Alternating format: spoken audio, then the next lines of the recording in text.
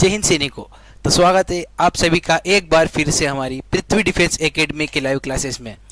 बच्चों, हमारी आज की क्लास थोड़ा सा जल्दी शुरू हो गई है, तो जितने भी बच्चे हमारे साथ लाइव सेशन में जुड़ चुके हैं फटाफट से हमारी क्लास की लिंक को अपने दोस्तों के साथ में शेयर कर दें ताकि ज़्यादा से ज़्यादा बच्चे हमारे लाइव सेशन में जुड़ सके। तो बच्चों, मैं एक बार फिर से आ चुका हूं आप सभी के पास NA का सैंपल पेपर लेकर। तो बच्चों, हमारे आज के सेशन में हम हमारा नर्सिंग असिस्टेंट का 17 यानी कि 17 नंबर का मॉडल पेपर हम सोल्व करने वाले हैं। तो चलिए बच्चों, अब हम हमारा आज का सेशन जो है उसको जो कि शुरू करते हैं।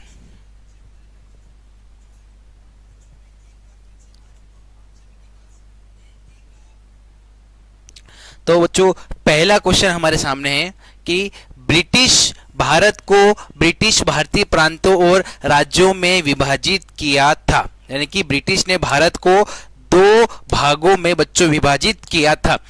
जो सबसे पहला भाग था बच्चों उसे हम कहते हैं ब्रिटिश प्रोविंसेस, यानी कि सीधे अंग्रेजों के अधीन। कौन सा पहला था? ब्रिटिश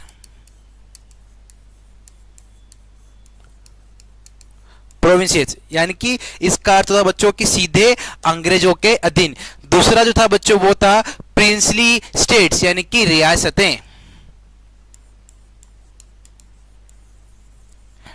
प्रिंसली स्टेट्स यानी कि रियासतें। ठीक है, तो पहला जो था बच्चों वो था हमारा सीधे अंग्रेजों के अधीन, और दूसरा जो है हमारा सीधे यानी कि राजा या नवाब द्वारा शासित। तो बच्चों, इस क्वेश्चन का जो सही आंसर है वो हमारा ऑप्शन बी यानी कि प्रिंसली, यानी कि अलग अलग, यानी कि ब्रिटिशों ने भारत को 2 प्रांतों में विभाजित किया था, जिसमें सबसे पहला प्रांत था जिसे हम कहते हैं ब्रिटिश प्रोविंसेस, यानी कि सीधे अंग्रेजों के अधीन। और दूसरा जो था बच्चों उन्होंने किया था, उन्होंने प्रिंसली स्टेट्स यानी कि राजा या नवाब द्वारा शासित राज्य। तो बच्चों, ऑप्शन बी रियासती यानी कि प्रिंसली हमारे इस क्वेश्चन का बिल्कुल ही सही आंसर होने वाला है। अगला क्वेश्चन देखते हैं। भारत में मानसून के आने से मौसम में महत्वपूर्ण परिवर्तन आता है। भारत में किस मानसून के आने से मौसम में महत्वपूर्ण परिवर्तन आता है? बच्चों, यदि हम बात करें तो भारत में मुख्य रूप से बारिश जो होती है वो साउथ वेस्ट मानसून की वजह से होती है। याद रखिएगा, भारत में जो बारिश होती है बच्चों वह दक्षिण पश्चिम यानी कि साउथ वेस्ट मानसून से होती है, यानी कि जून से मौसम जो होता है बच्चों वह बदल जाता है। तो ऑप्शन डी दक्षिण पश्चिम यानी कि साउथ वेस्ट हमारे इस क्वेश्चन का बिल्कुल ही सही आंसर होने वाला है। अगला क्वेश्चन देखते हैं। क्वेश्चन नंबर 3 हमारे सामने है। भारत के संविधान के अनुच्छेद 315-323 भाग 14 अध्याय 2 के तहत एक संवैधानिक निकाय है जो अनुच्छेद 320 के तहत सौंपे गए अपने कर्तव्यों, कार्यों और दायित्वों का निर्वहन करता है। बच्चों, यदि हम अनुच्छेद 315/323 यह जो है बच्चों यूपीएससी से संबंधित है, यानी कि सरकारी भर्ती का संवैधानिक निकाय, यानी कि सरकारी भर्ती का संवैधानिक यानी कि संघ लोक सेवा आयोग यानी कि यूपीएससी। हमारा जो अनुच्छेद है भारत का संविधान का 315/323, ठीक है, यह जो है बच्चों यूपीएससी से संबंधित है, यानी कि सरकारी भर्ती का संवैधानिक निकाय। तो बच्चों, ऑप्शन ए यूपीएससी हमारे इस क्वेश्चन का बिल्कुल ही सही आंसर होने वाला है। अगला क्वेश्चन देखते हैं। किस अनुच्छेद में कुछ भी राज्य को महिलाओं और बच्चों के लिए विशेष प्रावधान करने से नहीं रोकेगा?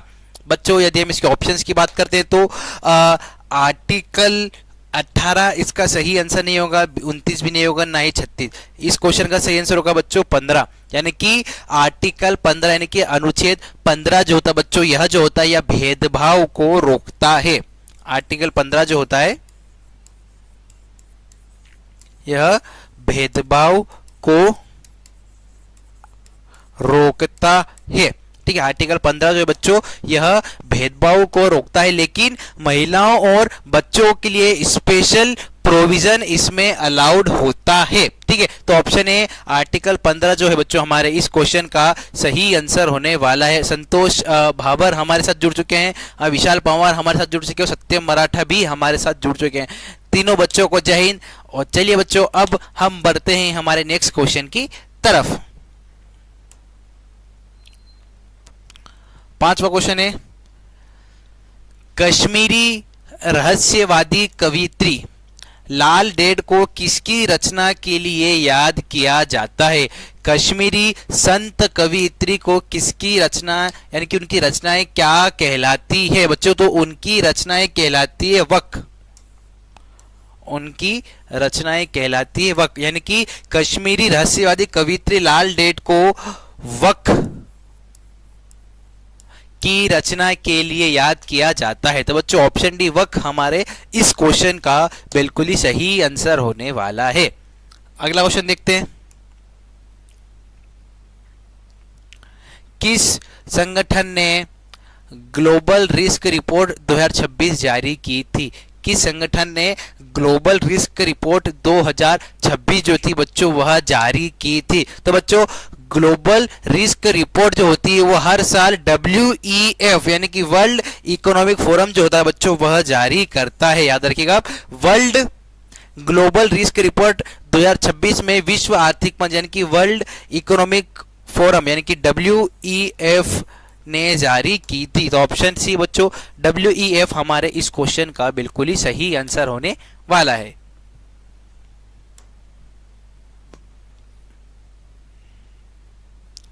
7वां क्वेश्चन हमारे सामने है, 2026 में AI और ब्लॉकचेन अपनाने को बढ़ावा देने के लिए डिजिटल इंडिया 2.0 पहल के चरण 2 को हाल ही में किस संगठन ने शुभारंभ किया था? बच्चों डिजिटल इंडिया इनिशिएटिव को MEITY यानी कि ministry of electronics and IT, कौन? Ministry of electronics and IT, option A electronics एवं सूचना प्रौद्योगिकी मंत्रालय ने शुभारंभ किया। तो बच्चों ऑप्शन ए MEITY हमारे इस क्वेश्चन का बिल्कुल ही सही आंसर होने वाला है। तो चलिए बढ़ते हैं हमारे नेक्स्ट क्वेश्चन की तरफ। 8वां क्वेश्चन है, क्षेत्रीय स्तर पर प्रदूषण से निपटने पर केंद्रित कौन सा अभ्यास भारतीय तट रक्षक बल द्वारा दिसंबर 2025 में मुंबई में आयोजित किया गया था? बच्चों इंडियन कोस्ट गार्ड के द्वारा, याद रखिएगा आप, इंडियन कोस्ट गार्ड के द्वारा पोल्यूशन कंट्रोल के लिए PR एक्सरसाइज करवाते हैं, यानी कि PR यानी कि पोल्यूशन रिस्पॉन्स एक्सरसाइज। याद रखिएगा आप, रीजनल लेवल पर पोल्यूशन रिस्पॉन्स यानी PR एक्सरसाइज जो होती है हमारी भारतीय कोस्ट गार्ड करवाती है। तो क्षेत्रीय स्तर पर प्रदूषण नियंत्रण, ऑप्शन बी बच्चों हमारे इस क्वेश्चन का बिल्कुल ही सही आंसर होने वाला है। कमेंट सेक्शन में जिन भी हमारे बच्चों ने ऑप्शन बी कमेंट किया है उन सभी बच्चों का आंसर जो है बिल्कुल ही सही होने वाला है। अगले क्वेश्चन की तरफ बढ़ते हैं।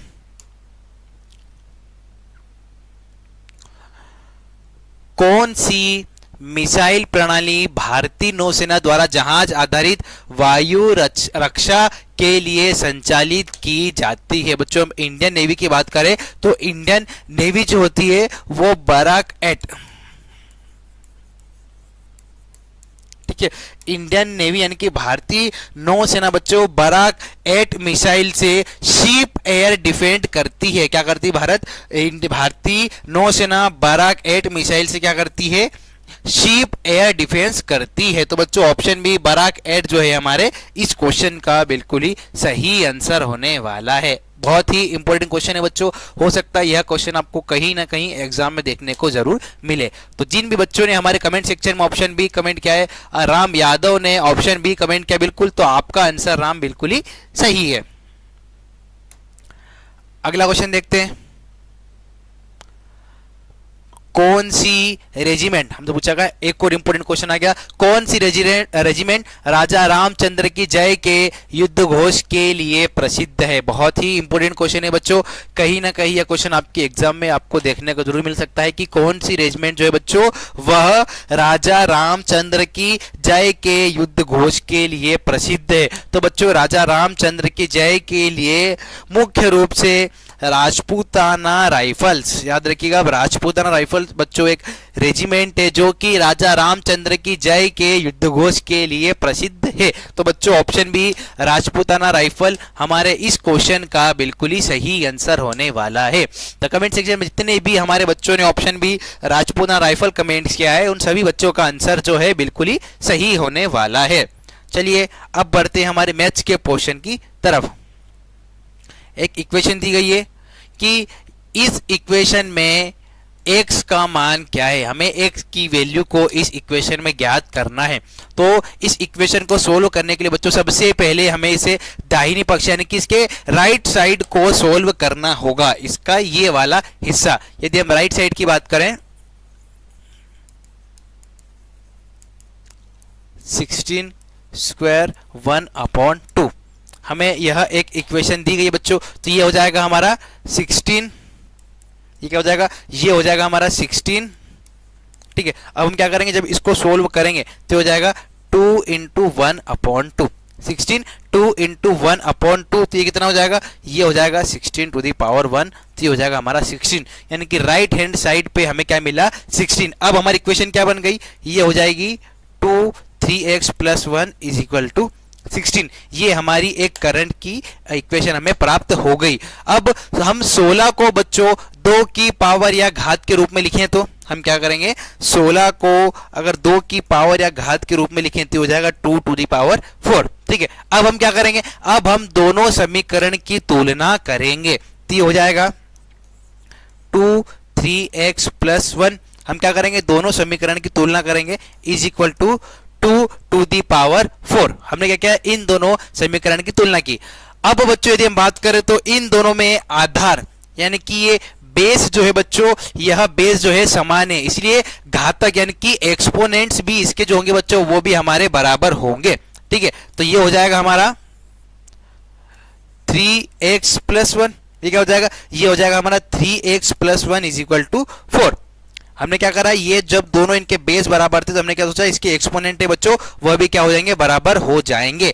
तो ये क्या बच गया हमारा 3x + 1 = 4। इसको और सोल्व करेंगे तो हो जाएगा 3x = 4 - 1। ठीक है, अब क्या हो जाएगा 3x = 3, x = 3/3, ये कट के 1। तो यहां पर x का मान कितना हो जाएगा 1। तो ऑप्शन ए यानी कि x = 1 बच्चों हमारे इस क्वेश्चन का बिल्कुल ही सही आंसर होने वाला है। तो जिन भी हमारे बच्चों ने कमेंट सेक्शन में ऑप्शन ए 1 कमेंट किया है उन सभी बच्चों का आंसर जो है बिल्कुल ही सही होने वाला है। अगला क्वेश्चन देखते हैं। 12 नंबर का क्वेश्चन है, एक सरकारी एजेंसी क्या करती है, 75,000 पंजीकृत परिवारों की जनगणना करती है। जनगणना में कितने प्रतिशत परिवारों को शामिल किया जाएगा। क्या लिखा गया है, एक सरकारी एजेंसी 75,000 पंजीकृत परिवारों की जनगणना करती है, जनगणना में कितने प्रतिशत परिवारों को शामिल किया जाएगा। बच्चों जब भी हम जनगणना यानी कि सेंसस की बात करते हैं बच्चों, तो जनगणना का या फिर सेंसस का अर्थ ही यही होता है कि दी गई जनसंख्या के प्रत्येक सदस्य की गिनती की जाए। क्या मतलब होता है, सेंसस का मतलब ये होता है, जनगणना का मतलब कि जितने भी दिए गए परिवार है, दिए गए परिवार के प्रत्येक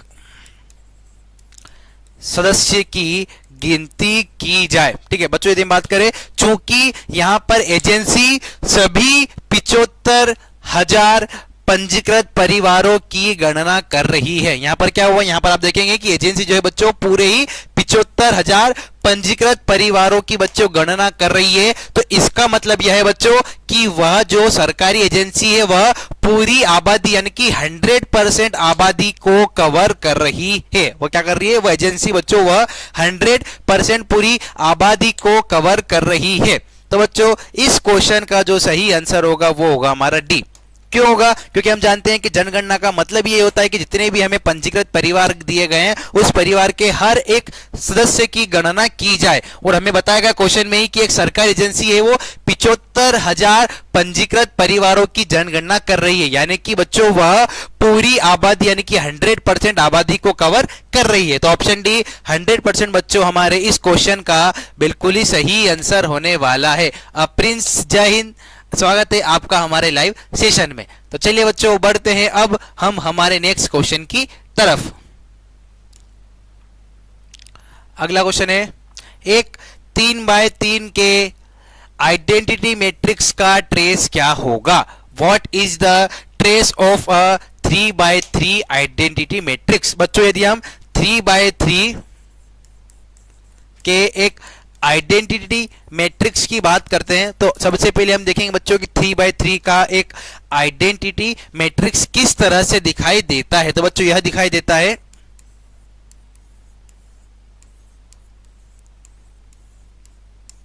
यहां पर यह 3 नंबर जो होते बच्चों एक दूसरे से समानता को दिखाते हैं, यानी कि किसी भी बच्चों किसी अवयव का यानी किसी भी मैट्रिक्स का यदि हमें ट्रेस निकालना है बच्चों तो हमें उसके मुख्य विकर्ण यानी कि मेन डायगोनल्स के तत्वों का योग करना होगा। तो ये जो 3 डायगोनल्स इसके एक एक एक इन तीनों का योग जो होगा बच्चों वो ही हमारा ट्रेस कहलाएगा। ठीक है, तो ट्रेस इज इक्वल टू 1 + 1 + 1,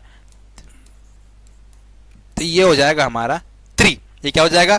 3। तो बच्चों ऑप्शन सी यानी कि 3 हमारे इस क्वेश्चन का बिल्कुल ही सही आंसर होने वाला है। तो जिन भी हमारे बच्चों ने कमेंट सेक्शन में ऑप्शन सी 3 कमेंट किया है उन सभी बच्चों का आंसर बिल्कुल ही सही होने वाला है। हमारे साथ लाइव सेशन में राम विष्णु जुड़ चुके हैं। जय हिंद बड़ी, आई होप आप सभी बच्चे स्वस्थ होंगे और काफी मन लगाकर पढ़ाई कर रहे होंगे। तो चलिए बच्चों बढ़ते हैं अब हमारे नेक्स्ट क्वेश्चन की तरफ।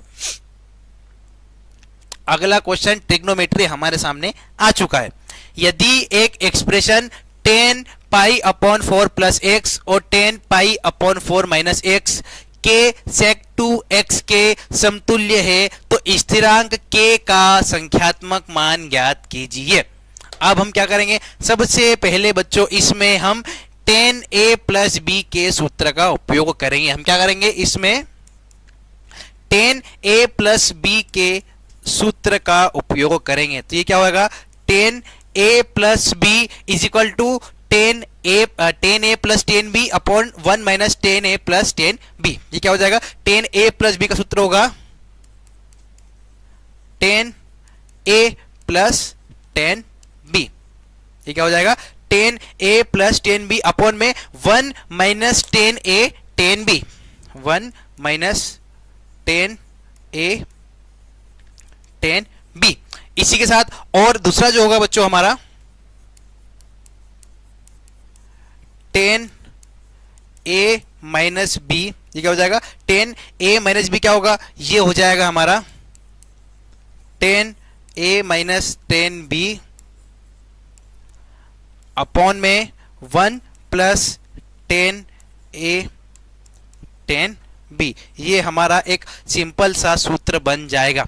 अब बच्चों यदि हम बात करें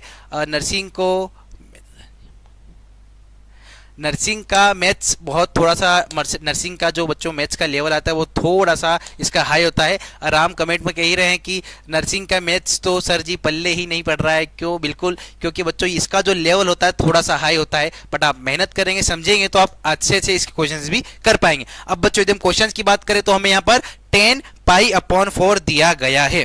ठीक है, 10π/4 = 1 ये हमें क्वेश्चन में दिया गया है। तो ये क्या हो जाएगा, ये हो जाएगा 10, जहां पे भी a होगा ये हो जाएगा π/4 + x। ये क्या हो जाएगा, π/4 + x = 1 + 10x upon 1 - 10x, 1 + 10x upon 1 - 10x।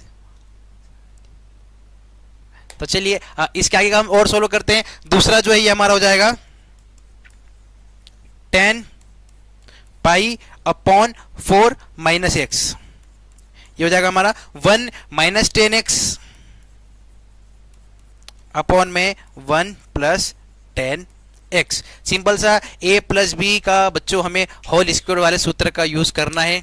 चलिए, तो जैसे आप सूत्र यूज करेंगे बच्चों तो आसानी से आप ये कर पाएंगे। अब हम क्या करेंगे बच्चों, इन दोनों को आपस में जोड़ेंगे। ठीक है, तो हो जाएगा 1 plus 10x upon 1 minus 10x plus 1 minus 10x upon 1 plus 10x, यानी कि जो भी हमें दिया गया था बच्चों हमने इन दोनों को जोड़ लिया। ठीक है, अब हम अगर इसको और सॉल्व करेंगे तो ये हो जाएगा 1 प्लस 10x स्क्वायर। ये क्या हो जाएगा, 1 plus 10x square plus 1 minus 10x square, इसके अपन में। ठीक है, इसके अपन में क्या होगा, 1 माइनस 10x और 1 प्लस 10x हमारे पास ऑलरेडी हो जाएगा 1 माइनस 10x और हो जाएगा 1 plus 10x, 1 minus 10x 1 plus 10x। ठीक है, अब इसके आगे और सोल्व करते हैं। ठीक है, इतनी इक्वेशन हमारे पास ऑलरेडी बन चुकी है। अब हम क्या करेंगे, इसको जब आगे एक लास्ट इक्वेशन को और सोल्व करेंगे तो हो जाएगा हमारा 1 plus 10 square x, 1 plus 10 square x plus 2 10x plus 2 10x plus ऐसा कैसे इसका रिवर्स हम इस तरफ लिख देंगे 1 प्लस 10 स्क्वायर x। इधर क्या हो जाएगा 1 plus 10 square x minus 2 10x। Simple सी यह हमारी एक इक्वेशन बन जाएगी। इसके अपॉन बच्चों हम लिखेंगे 1 minus 10 square x, 1 minus 10 square x। इसको और सोल्व करेंगे तो हो जाएगा हमारा 2 1 प्लस 10 स्क्वायर x। इसके अपॉन में हो जाएगा हमारा 1 माइनस 10 स्क्वायर x। इसके अपॉन में क्या हुआ 1 माइनस 10 स्क्वायर x। अब हम क्या करेंगे, यहां पर इसका मान रखेंगे। ठीक है, तो ये हमारा हो जाएगा is equal to 2 1 upon cos 2x is equal to 2 sec 2x। अब यदि हम इसकी तुलना करेंगे बच्चों, तुलना करने पर यह हो जाएगा हमारा 2x is equal to 2 sec 2x। इसलिए k जो है बच्चों हमारा k होगा वो हमारा 2। तो इस क्वेश्चन का सही आंसर होगा बच्चों 2। ट्रिग्नोमेट्री के क्वेश्चन बच्चों मेन जो होते हैं हमारे वह फॉर्मूले की सहायता से होते हैं। यदि आपको ट्रिग्नोमेट्री के मान जब तक पता नहीं होंगे बच्चों आप इन क्वेश्चंस को सोल्व नहीं कर पाएंगे। तो सबसे पहले आप ट्रिग्नोमेट्री का बेसिक देखिए, ट्रिग्नोमेट्री के आप मान याद कर लीजिए ताकि इस तरह के क्वेश्चंस को सोल्व करने में आपको आसानी हो। हीर हमारे साथ लाइव सेशन में जुड़ चुके हैं, एक बार फिर से हीर आपका स्वागत है। तो चलिए बच्चों बढ़ते हैं अब हम हमारे नेक्स्ट क्वेश्चन की तरफ।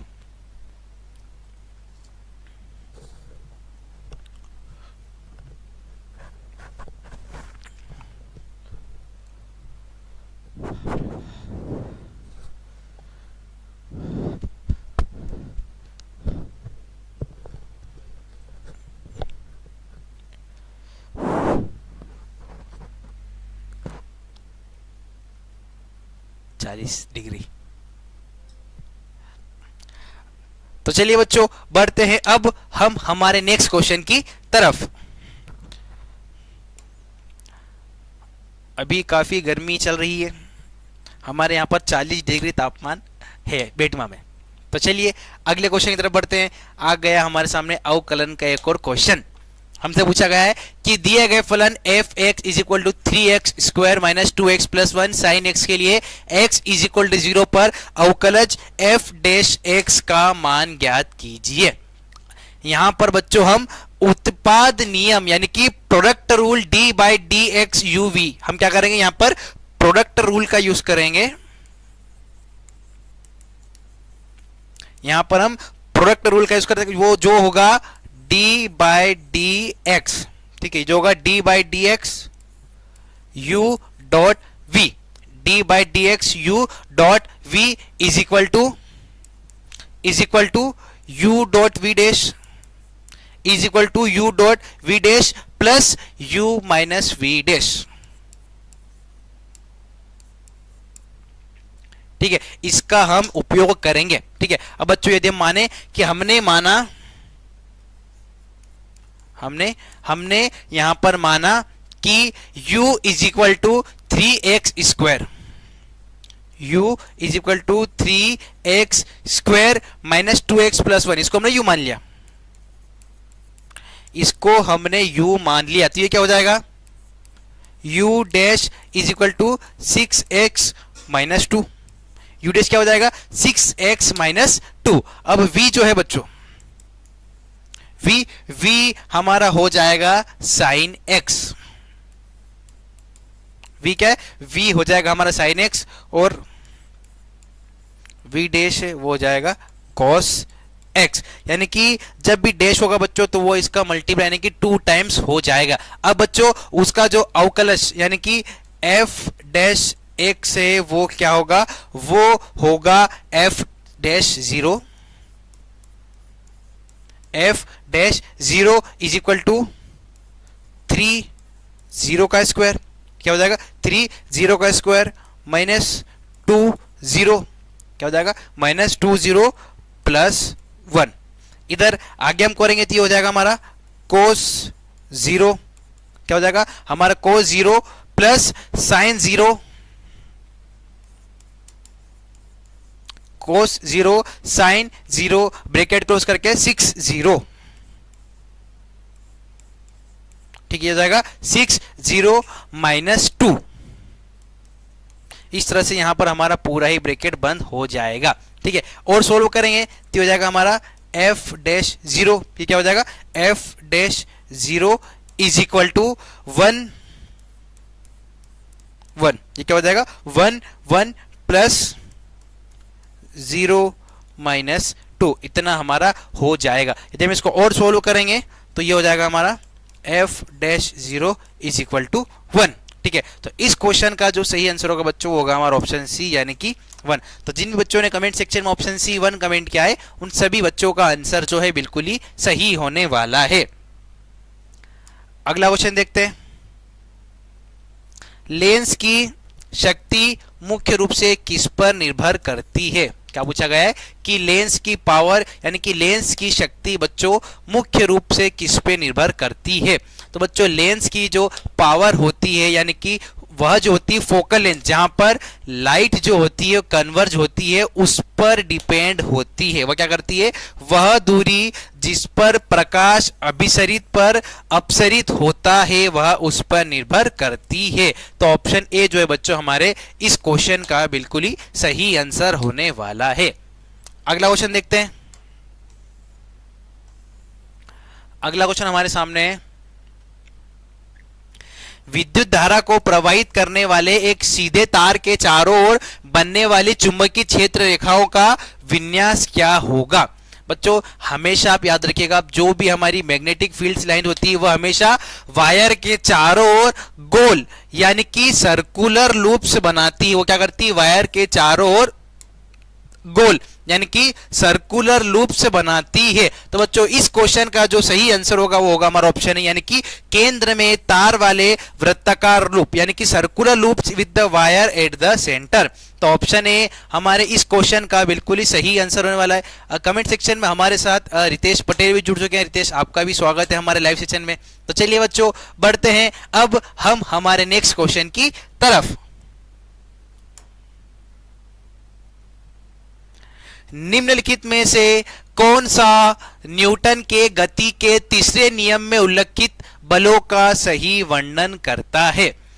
न्यूटन के यदि हम तीसरे रिएक्शन की बात करें बच्चों तो every action has equal and opposite reaction, यानी कि जो भी हम एक प्रतिक्रिया करते हैं, कोई भी एक क्रिया करते हैं बच्चों तो उसके अगेंस्ट एक प्रतिक्रिया भी होती है, यानी कि every action has opposite and equal reaction. Action is equal to reaction, यह न्यूटन का तीसरा नियम होता है। इसके ऑप्शंस की बात करें बच्चों हम, दोनों बल एक ही पिंड पे कार्य करते हैं, बिल्कुल भी नहीं।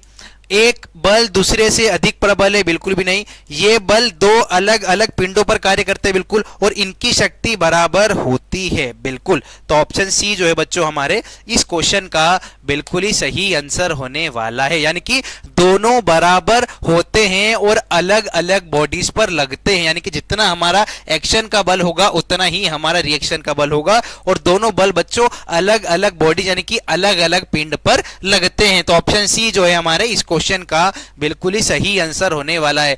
जय हिंद, नमन साहू, उमेश मिनी, बिल्कुल। जितने भी हमारे पीडीए के कमांडोज हमारे साथ लाइव सेशन में जुड़ चुके हैं, सभी का एक बार फिर से हमारे लाइव सेशन में स्वागत है। सभी फटाफट से मेरे साथ इंक्लूड होइए, ताकि इन क्वेश्चंस का आंसर आप कमेंट सेक्शन में बताइए, ताकि हम पता कर सकें कि आपका जो एग्जाम का तैयारी है वो किस तरह से चल रहा है। तो चलिए बच्चों, बढ़ते हैं अब हम हमारे नेक्स्ट क्वेश्चन की तरफ।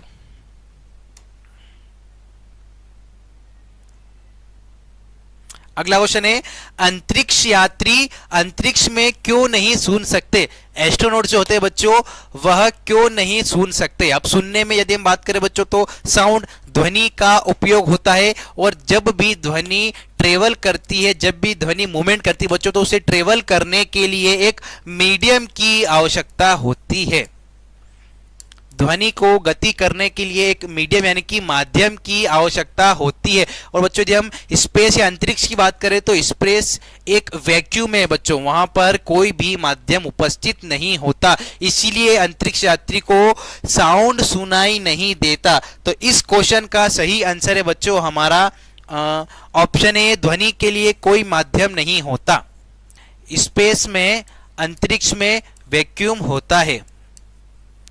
ठीक है बच्चों, तो ऑप्शन ए जो है हमारे इस क्वेश्चन का बिल्कुल ही सही आंसर होने वाला है। तो कमेंट सेक्शन में जितने भी हमारे बच्चों ने ऑप्शन ए कमेंट किया है, उन सभी बच्चों का आंसर बिल्कुल ही सही होने वाला है। फटाफट से आप जितने भी बच्चे हमारे साथ जुड़े हुए हैं, आप सभी कमेंट सेक्शन में इसका आंसर बताइए।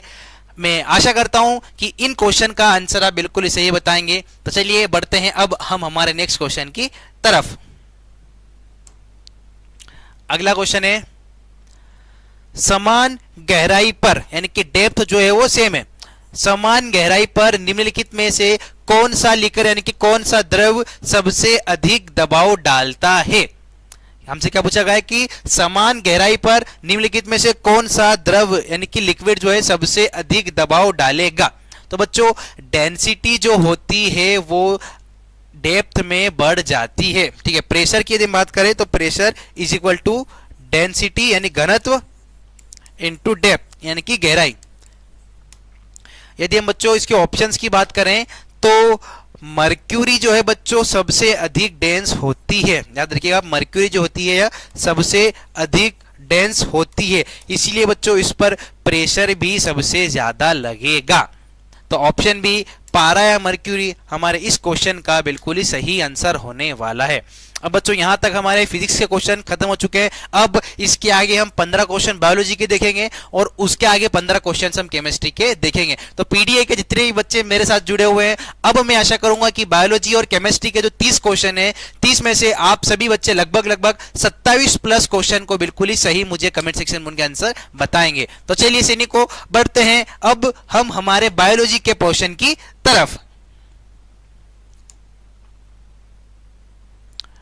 अगला क्वेश्चन है, अत्यधिक तेलीय भोजन का सेवन करने वाले छात्र को किसमें देरी के कारण अपचय हो जाता है?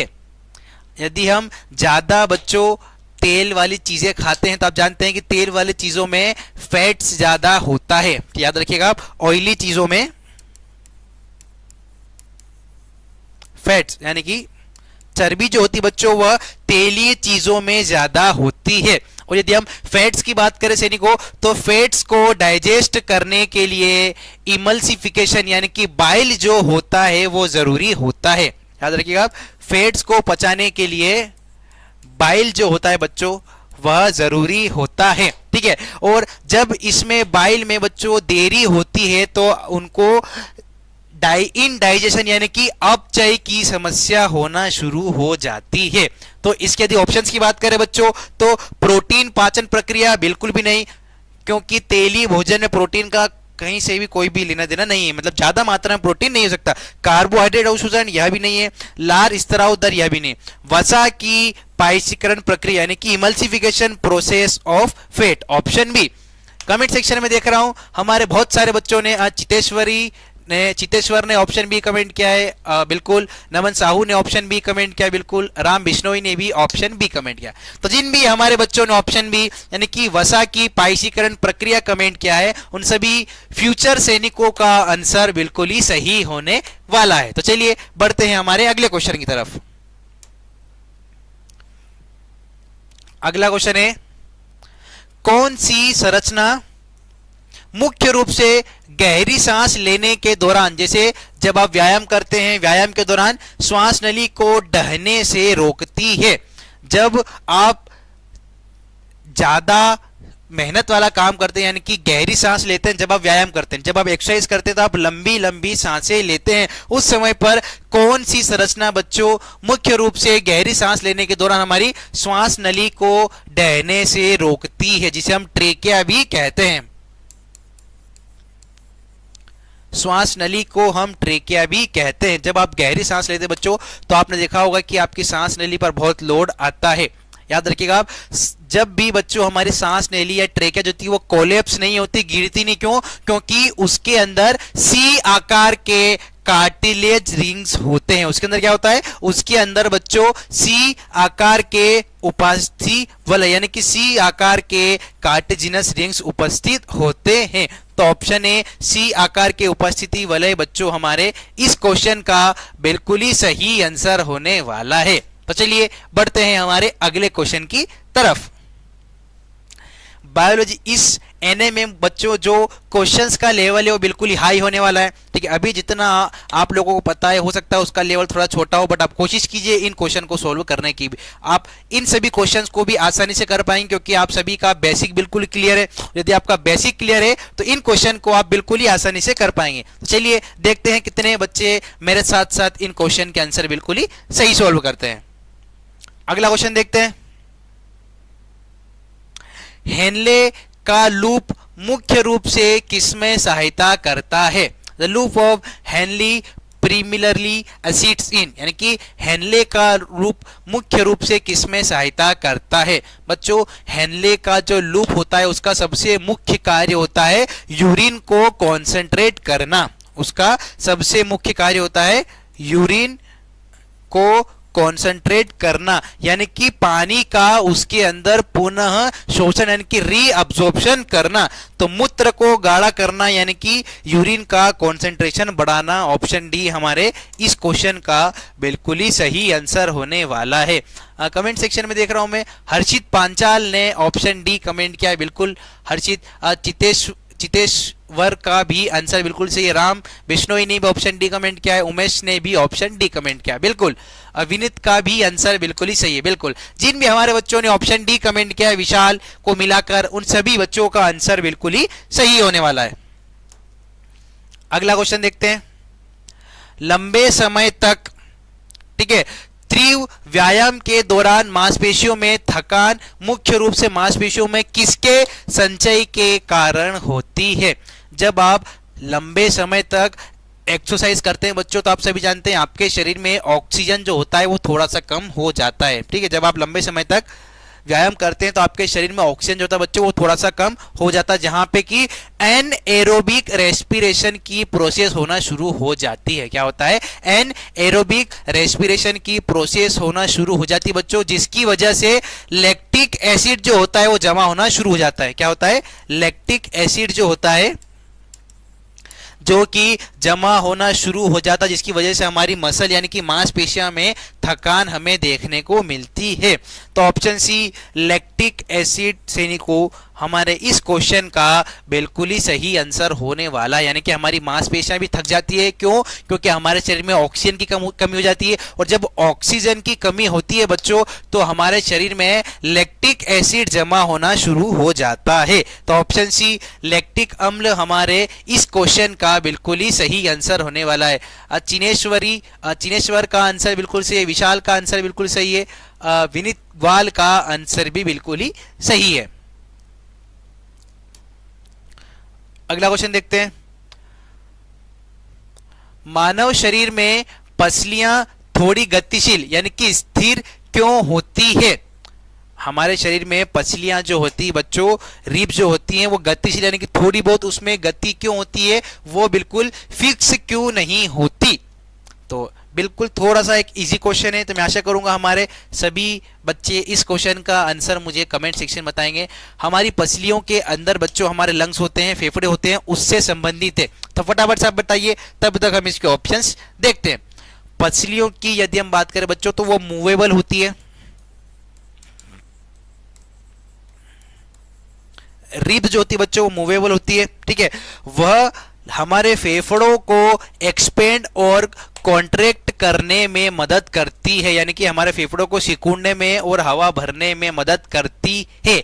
तो ब्रीथिंग, इसका आंसर होगा breathing, to assist in respiration, ठीक है बच्चों। तो ऑप्शन ए श्वसन में सहायता करने के लिए, ठीक है। हमारी पसलियां जो होती है बच्चों यह क्या करती है, यह लंग्स को एक्सपेंड और कॉन्ट्रैक्ट करने में मदद करती है।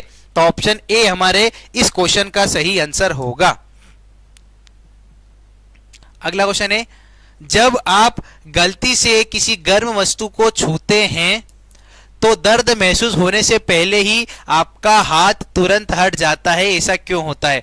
यदि आप गलती से किसी भी गर्म चीज को छू लेते हैं बच्चों तो आपको दर्द महसूस हो उसके पहले ही आप झटके से हाथ हटा लेते हैं, तो यह जो होता है बच्चों यह कैसा होता है?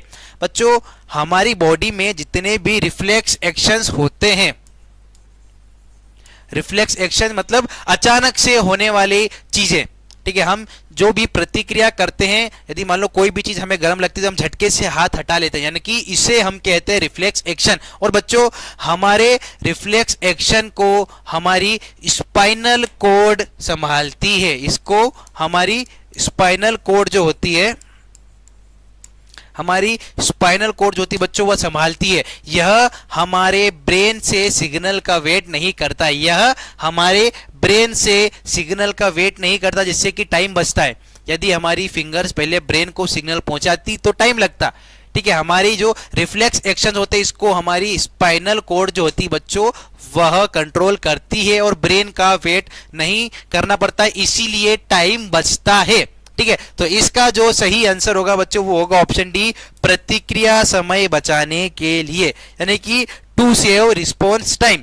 तो कमेंट सेक्शन में चितेश्वर ने ऑप्शन डी कमेंट किया, विशाल ने भी डी कमेंट किया है, बिल्कुल विनीत ने भी डी कमेंट किया है। तो जिन भी हमारे बच्चों ने ऑप्शन डी कमेंट किया है सभी का आंसर जो है बिल्कुल ही सही होने वाला है। अगला क्वेश्चन देखते हैं, किसी जनसंख्या में स्थिर एलील आवृत्तियां किसका संकेत देती है?